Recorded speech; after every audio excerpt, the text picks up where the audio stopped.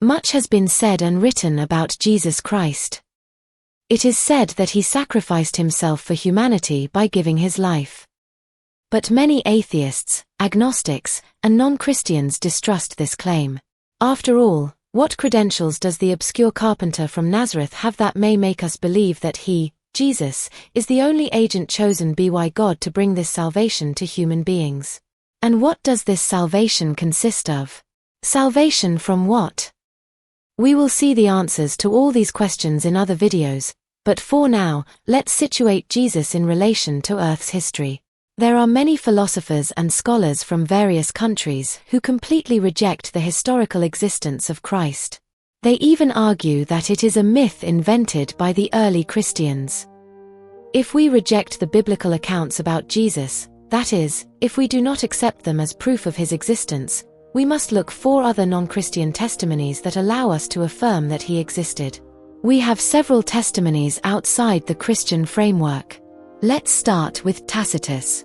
This man was born around 52 AD and was an important political figure during the time of Emperor Vespasian. He was a senator, consul, governor, etc. But he became best known to posterity for being a historian. You can look him up on Wikipedia. He is considered reliable and honest in his chronicles.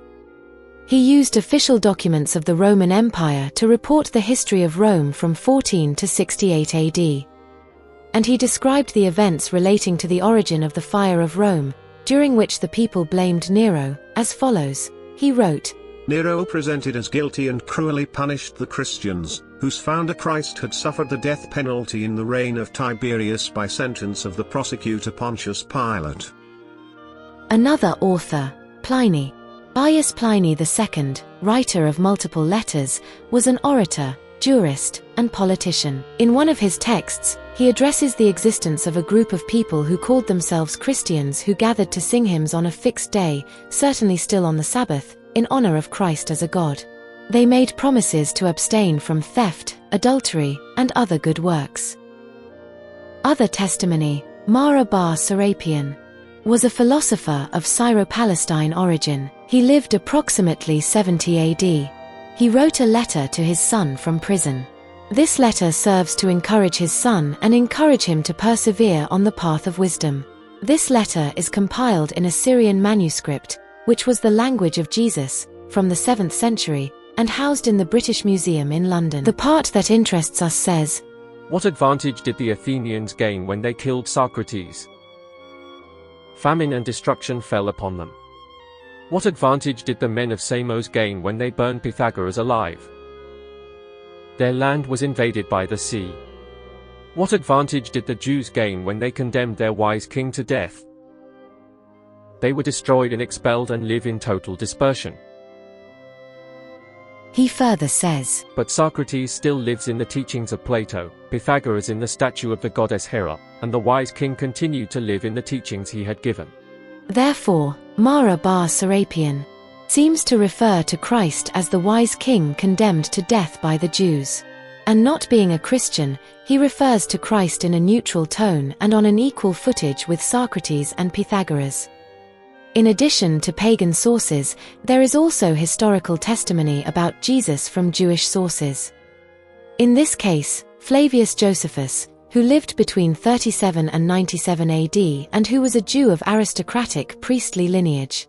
In his work entitled Jewish Antiquities, he speaks about James the brother of Jesus called Christ, and in another passage in Book 18 of the same work, he says, among other things, in the Arabic version of the 4th century Flavian testimony, "Around this time, Jesus lived a wise man, and his conduct was good, and he had a reputation for being virtuous. And many people, both Jews and other nations, became his disciples. Pilate condemned him to be crucified and to die. Those who had become his disciples continued their discipleship.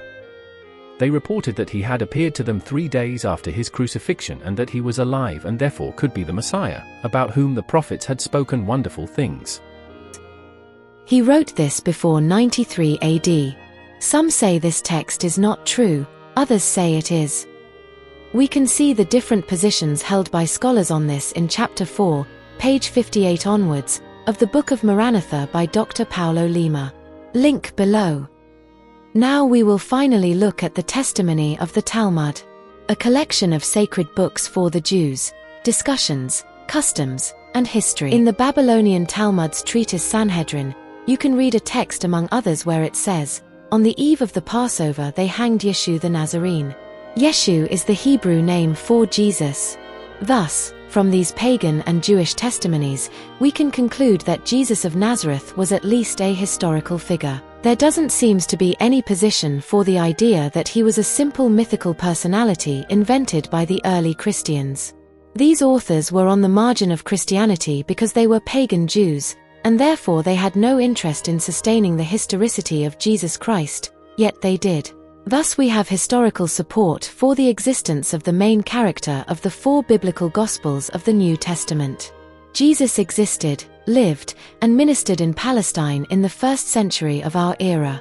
In the next video we will see how he is the promised Messiah, the King of the Jews and the Savior of humanity.